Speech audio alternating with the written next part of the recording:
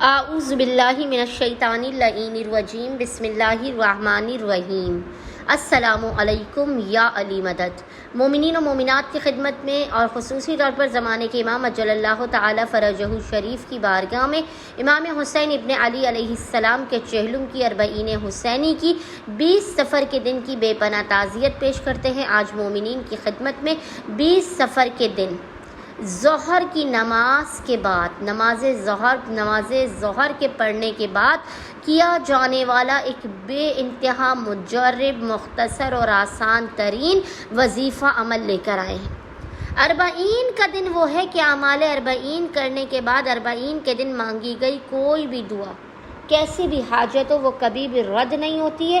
ہر مشکل اور ہر پریشانی دور ہوتی ہے۔ خداوند متعال اپنے رحم و کرم کے دروازوں کو کھول دیتا ہے، اپنے باب قبولیت کو کھول دیتا ہے۔ مومنین خصوصی طور پر اربعین یعنی 20 سفر کے دن ظہر کی نماز پڑھنے کے بعد ایک مرتبہ محمد اور آل محمد پر 3 مرتبہ درود بھیجنے کے درمیان میں سب سے پہلے آپ نے ایک مرتبہ سورہ عصر کی، یاد رکھیے گا، ایک مرتبہ سورہ عصر آپ نے پڑھنی ہے، اور اس کے بعد آپ نے 70 مرتبہ 70 ٹائمز آپ نے 70 مرتبہ 70 ٹائمز پڑھنا ہے استغفر اللہ ربی و اتوب الیہ۔